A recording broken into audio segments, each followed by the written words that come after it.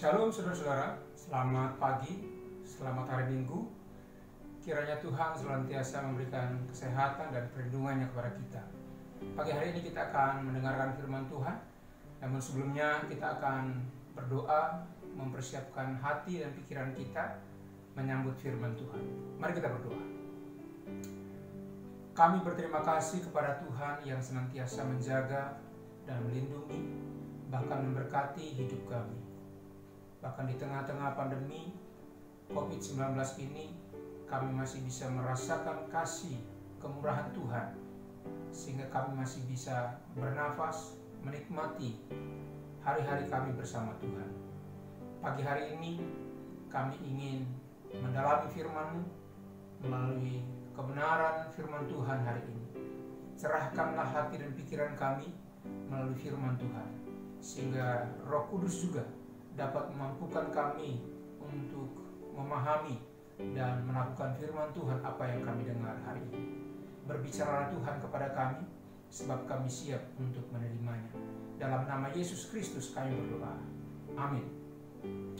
Saudara-saudara yang dikasihi Tuhan, pagi hari ini kita akan mendengarkan firman Tuhan. Tentu firman Tuhan yang akan kita dengarkan pagi hari ini adalah lanjutan dari khotbah bulan lalu yang berbicara tentang 10 hukum Taurat. Dan hari ini atau di bulan ini kita akan mempelajari tentang hukum yang ke-6, berbicara tentang jangan membunuh. Firman Tuhan ini bisa kita lihat di dalam Keluaran pasal yang ke-20 ayat yang ke-13. Keluaran pasal 20 ayat yang ke-13. Demikian bunyi firman Tuhan. Jangan membunuh. Begitu singkatnya kalimat ini, tetapi punya power atau kekuatan yang sangat bagi orang-orang percaya.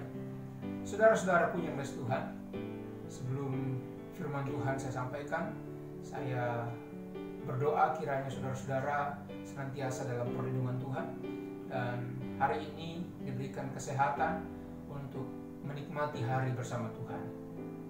Nah, meski sampai hari ini kita masih beribadah secara online, tetapi itu tidak mengurangi kerinduan kita untuk bersekutu satu sama lain, terutama mendalami firman Tuhan.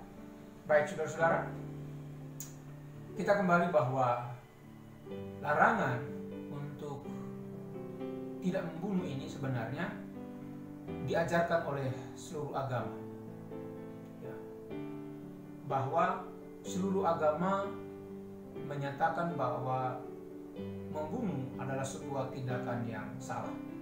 Namun yang perlu kita garis bawahi bahwa larangan untuk tidak membunuh ini di beberapa agama tentu memiliki landasan hukum yang berbeda. Demikian pula dalam kekristenan, landasan hukum dalam perintah jangan membunuh ini tentu berbeda dengan apa yang diajarkan oleh agama-agama tersebut. Tetapi kita akan belajar bagaimana Alkitab mengajarkan tentang jangan membunuh ini. Pertanyaannya begini, mengapa Tuhan melarang pembunuhan? Tentu jawabannya ada dua hal. Yang pertama, karena Allah menghendaki hidup. Mengapa dia menghendaki hidup? Ya sebab hidup itu adalah ciptaan. Yang kedua, mengapa Tuhan melarang pembunuhan? Manusia itu diciptakan menurut gambar dan rupa Allah. Oleh karena itu Allah melarang agar manusia merusak, membinasakan atau meniadakan hidup manusia yang diciptakan menurut gambar dan rupa Allah itu. Jadi kedua hal ini adalah landasan firman Tuhan tentang jangan membunuh. Allah menghendaki hidup karena hidup itu adalah ciptaan Tuhan. Yang kedua, manusia itu diciptakan menurut gambar dan rupa Allah. Oleh karena itu dia tidak menghendaki gambaran Allah yang sempurna itu dirusak oleh manusia. Nah, oleh sebab itu firman Tuhan ini diinginkan oleh Tuhan agar kita menerima dan menghargai hidup itu. Maka kita akan sama-sama untuk tidak melakukan pembunuhan. Sebagaimana kita ketahui bahwa Alkitab telah menceritakan suatu peristiwa pembunuhan pertama kali. Pembunuhan pertama kali yang terjadi adalah ketika Kain membunuh saudaranya, yaitu Habel. Alkitab menjelaskan bahwa pemicu dari pembunuhan Kain terhadap Habel adalah kecemburuan, tidak senang, atau muncul kebencian, iri hati terhadap saudaranya. Nah, sejak saat itulah manusia membunuh dan dibunuh. Manusia membunuh dan dibunuh ini bukan serta-merta tindakan semata-mata, tetapi pembunuhan itu dimulai dari hati manusia yang negatif. Karena itu saudara-saudaraku, sesungguhnya Keluaran pasal 20 ayat 13 ini adalah sebuah lanjutan, sebuah perintah yang dituliskan oleh Allah kepada Musa untuk Musa teruskan kepada bangsa Israel. Namun sesungguhnya larangan untuk membunuh ini sudah muncul ketika kita membaca dalam Kejadian pasal 9 ayat 6. Di sana dikatakan, ya, Kejadian pasal 9 ayat 6, siapa yang menumpahkan darah manusia, darahnya akan tertumpah oleh manusia, sebab Allah membuat manusia itu menurut gambarnya sendiri. Nah, karena itu saudara-saudaraku, himbauan, larangan tentang jangan membunuh ini sebenarnya sudah terjadi ketika peristiwa di Kejadian.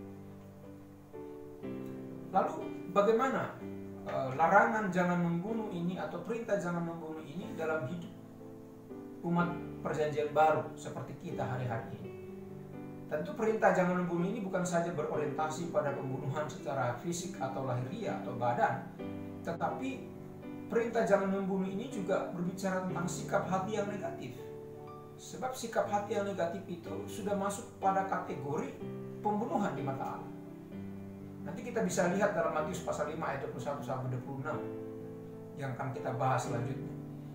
Dengan kata lain, membenci atau tidak mengasihi sesama itu adalah sebuah tindakan pembunuhan di mata Allah.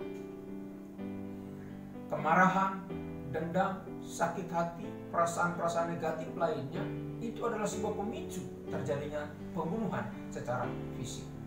Karena itu saudara-saudaraku, dalam hal ini Tuhan memanggil kita sebagai orang yang percaya kepadanya, yang telah memperoleh pengampunan dari Allah, memperoleh anugerah dari Tuhan, untuk membuang segala perasaan-perasaan negatif, yang tentu perasaan negatif itu merupakan dosa di mata Allah. Walaupun perasaan itu belum dibuahi sebuah tindakan, namun tetap di mata Allah itu sebuah kejahatan. Selain bicara tentang jangan membunuh ini berkaitan dengan sikap hati, pembunuhan ini juga sesungguhnya berkenaan dengan pembunuhan iman seseorang. Maksudnya begini, Tuhan menghendaki agar kita tidak menjadi batu sandungan bagi orang lain. Dengan kata lain, jangan sampai melalui hidup kita iman orang jadi gugur. Jangan sampai melalui hidup kita orang tidak bertumbuh dalam iman. Nah, itu juga masuk pada kategori pembunuhan dalam konteks iman. Saudara bisa cek dalam Roma pasal 14 ayat 13. Karena itu Tuhan menginginkan kita agar kita menjadi berkat bagi orang, bagi siapapun di sekitar kita. Di mana kita berada, biarlah iman orang bisa bertumbuh. Maka dalam hal ini kita harus mencontoh teladan dari hidup seorang rasul yang bernama Paulus. Ya. Paulus adalah teladan yang baik. Dia berusaha agar orang-orang di sekitarnya tidak menjadi sandungan atau tidak tersandung oleh kelakuan hidupnya. Upaya dan perjuangan dari Paulus ini suatu hal yang patut dicontoh agar dia memperjuangkan hidupnya untuk tetap berkenan dan tidak menjadi batu sandungan bagi orang lain. Saya mengajak saudara-saudara untuk kita membaca lebih lanjut bagaimana Tuhan mengutip dan berbicara atau membicarakan tentang perintah hukum ini atau perintah larangan jangan membunuh ini. Mari kita lihat dalam Matius pasal yang kelima. Matius pasal 5 ayat 21 sampai 26. Dikatakan, kamu telah mendengar yang difirmankan kepada nenek moyang kita, jangan membunuh. Siapa yang membunuh harus dihukum. Tetapi aku berkata kepadamu, setiap orang yang marah terhadap saudaranya harus dihukum. Siapa yang berkata kepada saudaranya kafir harus dihadapkan ke mahkamah agama, dan siapa yang berkata jahil harus diserahkan ke dalam neraka yang menyala-nyala. Ayat 23. Sebab itu, jika engkau mempersembahkan persembahanmu di atas mezbah dan engkau teringat akan sesuatu yang ada dalam hati saudaramu terhadap engkau, tinggalkanlah persembahanmu di depan mezbah itu dan pergilah berdamai dahulu dengan saudaramu, lalu kembali untuk mempersembahkan persembahan itu. Segeralah berdamai dengan lawanmu selama engkau bersama-sama dengan dia di tengah jalan, supaya lawanmu itu jangan menyerahkan engkau kepada hakim, dan hakim itu menyerahkan engkau kepada pembantunya, dan engkau dilemparkan ke dalam penjara. Aku berkata kepadamu, sesungguhnya engkau tidak akan keluar dari sana sebelum engkau membayar hutangmu sampai lunas. Nah, dalam Matius pasal 5 ayat 21-26 berbicara tentang Yesus menyarankan atau Yesus mengutip dari hukum Taurat ini, yaitu jangan membunuh. Lebih khusus kepada ayat yang ke-21 dan 22, dikatakan, kamu telah mendengar yang difirmankan kepada nenek moyang kita, jangan membunuh. Siapa yang membunuh harus dihukum. Tetapi aku berkata kepadamu, setiap orang yang marah terhadap saudaranya, perhatikan, setiap orang yang marah terhadap saudaranya harus dihukum. Siapa yang berkata kepada saudaranya kafir harus dihadapkan ke mahkamah agama, dan siapa yang berkata jahil harus diserahkan ke dalam neraka yang menyala. Esensi dari perintah jangan membunuh adalah kemarahan. Kita bisa lihat dalam pasal ayat yang ke-22 bagian A tadi. Jadi esensi dari perintah jangan membunuh itu bisa kita lihat dari kemarahan. Maka dikatakan setiap orang yang marah terhadap saudaranya dikatakan harus dihukum. Tetapi yang perlu kita sadari, saudara-saudaraku, tidak semua kemarahan berdosa. Contohnya, dalam Mazmur pasal yang keempat ayat yang kelima dikatakan, biarlah kamu marah tetapi jangan berbuat dosa. Ya. Kalimat yang sama juga dikutip oleh Efesus pasal yang keempat ayat 26. Di sana Yesus juga mau mengatakan bahwa tidak setiap kemarahan adalah sebuah dosa, karena Yesus juga pernah beberapa kali marah. Artinya, saudara-saudaraku, jenis kemarahan yang dimaksud dalam ayat yang ke-22 bagian A ini bukanlah kemarahan yang kudus atau kemarahan yang tidak biasa. Orang yang marah di sini menyebutkan saudaranya sebagai kafir. Kata kafir itu berarti kosong. Dengan kata lain, dalam bahasa Aramiknya itu raka, ya. Raka bicara tentang kosong. Artinya, saudara-saudaraku, kata ini sangat mungkin berhubungan dengan sebuah perendahan diri terhadap orang lain. Artinya ketika kita menyatakan kafir kepada seseorang, dengan demikian kita merendahkan derajat orang lain. Dengan kata lain, bahwa orang itu tidak bernilai atau orang itu tidak berarti sama sekali. Kepalanya kosong, bahasa lainnya bodoh. Nah, ketika kita mengatakan orang itu kafir, bahasa Aramiknya adalah raka tadi, artinya kita sedang merendahkan derajat seseorang. Nah, ini sudah masuk pada kategori yang namanya pembunuhan. Maka jenis kemarahan yang dimaksud ayat 22 bagian A itu adalah memberikan nilai rendah kepada orang lain. Lalu dengan bahasa yang lain di sana dikatakan kata jahil. Kalau menurut Kamus Besar Bahasa Indonesia, kata jahil itu berarti bodoh. Bodoh dalam hal ini, bodoh terutama dalam hal keagamaan. Jadi ketika kita mengatakan, ketika seseorang disebut jahil, itu artinya apa? Dia bodoh dalam hal keagamaan. Tetapi tidak semua kata atau ucapan bodoh itu ditujukan kepada seseorang yang pantas untuk dihukum.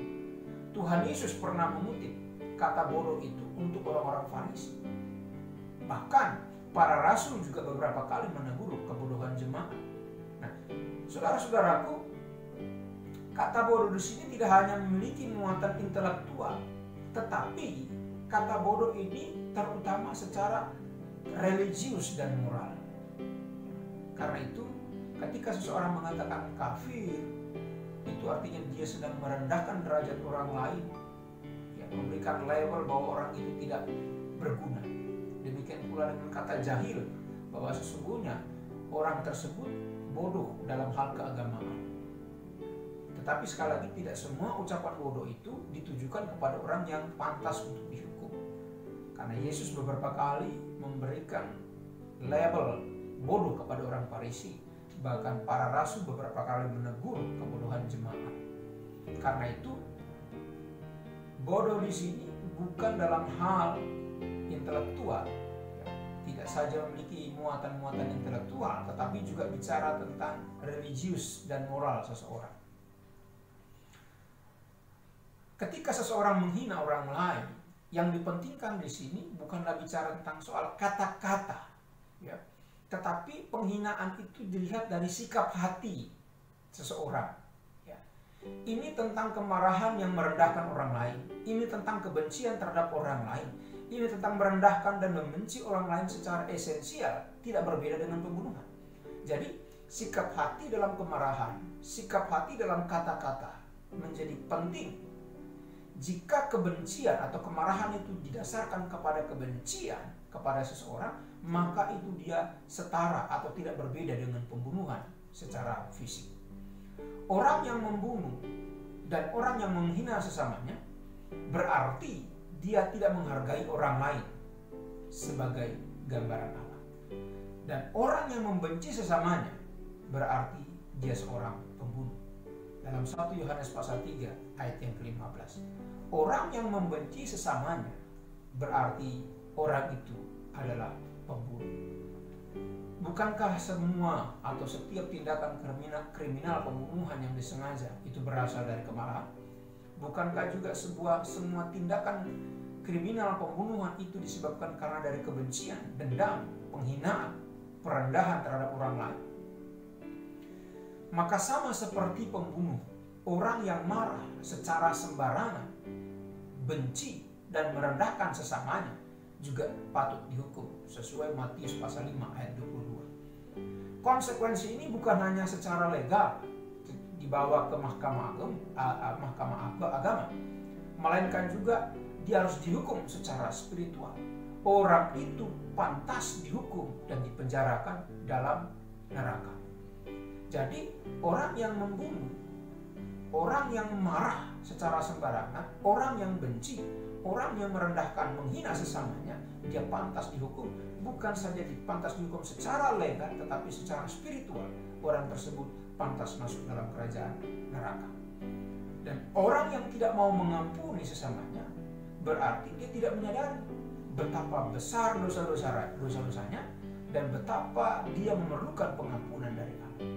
Karena itu saudara-saudaraku, orang yang tidak mau mengampuni orang lain atau orang yang tidak mau mengampuni sesamanya, berarti orang tersebut belum mengalami pengampunan sejati dari Allah. Jadi saudara-saudaraku, firman Tuhan pagi hari ini yang mengajarkan kepada kita untuk jangan membunuh. Dalam hal ini bukan saja bicara tentang fisik, tapi jangan membunuh. Dalam hal ini Yesus mengatakan setiap orang yang marah, benci, menghina, merendahkan orang lain, itu sudah selevel dengan pembunuhan. Itu sudah masuk dalam kategori pembunuhan. Dan orang-orang yang demikian dikatakan Alkitab bukan saja dia dihukum secara legal, tetapi dia juga dihukum secara spiritual. Orang tersebut dikatakan tidak pantas atau dia dihukum dalam kerajaan neraka. Dan orang-orang yang membenci adalah orang-orang yang tidak mau mengampuni. Dan orang-orang yang tidak mau mengampuni itu berarti dia tidak menyadari bahwa dosa-dosanya telah diampuni. Dan orang-orang yang tidak mengampuni tersebut berarti orang-orang tersebut tidak memerlukan pengampunan Allah. Dan orang yang tidak mau mengampuni sesamanya berarti dia belum mengalami pengampunan sejati dari Allah. Amin. Kiranya firman Tuhan memberkati kita, dan kita memohonkan kepada Roh Kudus untuk memampukan kita melakukannya. Kita akan berdoa untuk menutup firman Tuhan. Kami bersyukur untuk firman Tuhan pagi hari ini yang mengajarkan kepada kami tentang jangan membunuh. Biarlah firman Tuhan termateraikan dengan baik, supaya kami juga dimampukan oleh Roh Kudus menerapkannya dalam kehidupan kami sehari-hari. Di antaranya kami tidak membenci orang lain, kami tidak marah dengan sikap hati yang negatif, bahkan kami berikan pengampunan kepada orang lain. Maka kami bisa menerima hal-hal yang baik dari Tuhan. Demi nama Yesus Kristus kami berdoa mengucap syukur untuk firman. Haleluya. Amin.